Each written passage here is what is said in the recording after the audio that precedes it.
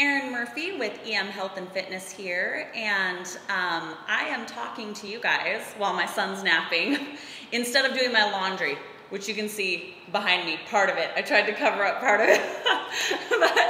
So I gotta hurry and let you know what you need to know so that I can get to folding my laundry before my husband comes home and sees it all over the kitchen table. So today, what I want to share with you is kind of a regular everyday girl's guide to figuring out food labels and if the food that you're buying for your family is actually healthy. Now this can be really overwhelming for me sometimes and for a lot of people. Things that say on them that they're all natural, that they're whole foods, that they're garden vegetable, so many of these things, almond milk, that we would assume are just healthy for us, can sometimes be misleading.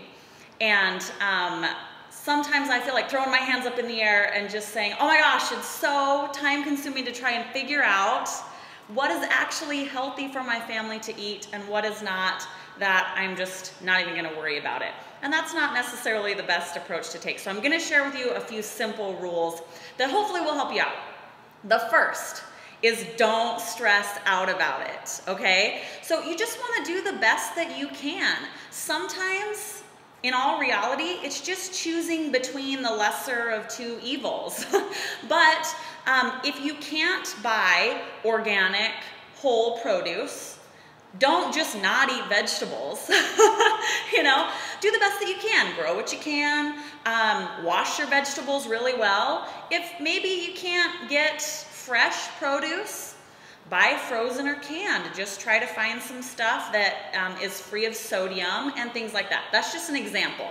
So don't just eat at Taco Bell every single day because you're overwhelmed by food labels or organic or not organic, or you're confused. Do the best you can. And as you follow me and as we kind of go through this journey together, I'm also going to share with you some ways to detox your system, which will help with that.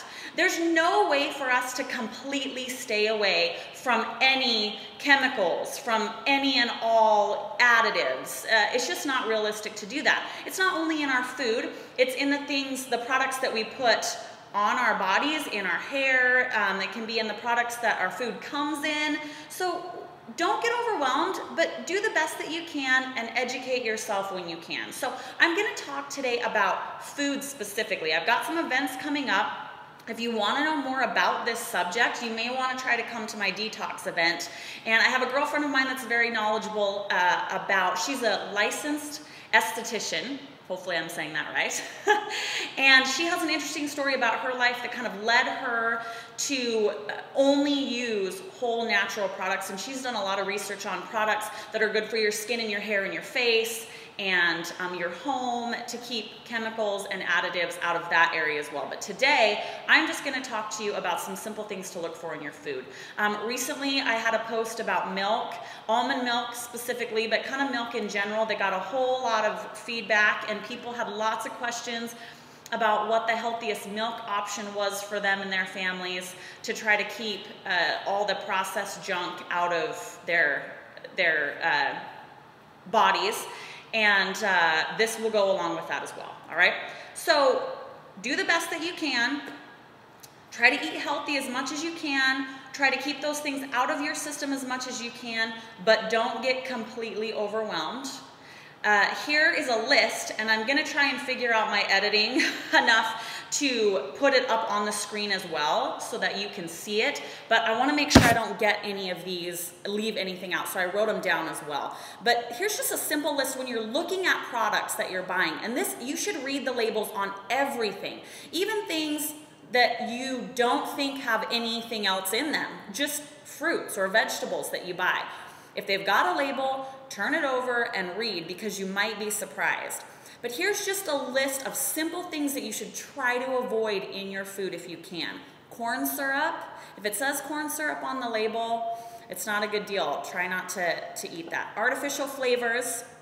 Sucralose. All right, look for that. Try not to buy products with that. hydrogenated oils. And if you come to my event or if you follow me, I'll talk more about why these things are not good for you. You can also do some research on your own. But for now, I just want you to start looking out for them. So hydrogenated oils, like I mentioned, nitrates, bad deal. Don't buy things with nitrates. Benzonates, blue, yellow, green, red, dye. Sometimes it doesn't say dye, it'll just say blue, yellow, green, red. You don't need those, they're fake coloring. Don't buy products with that. And anything with over 8 to 9 grams of sugar you want to stay away from. Now be careful because the food industry is kind of sneaky with the way they label things now, and I'm going to do another blog post later on about specific packaging and food types that you need to pay attention to. But if you're going down the chip aisle and you see veggie chips, that does not necessarily mean that those chips are just vegetables. They may be potato chips with a tiny bit of spinach dust mixed in there so they can say that it's a veggie chip. So read all your labels, look for the things I listed.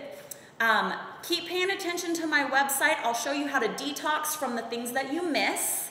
And if you can come to my event coming up, try to attend that or just follow me and I'll try to clue you in and keep you posted on all the information that you need to know about this subject to keep your body clean and healthy.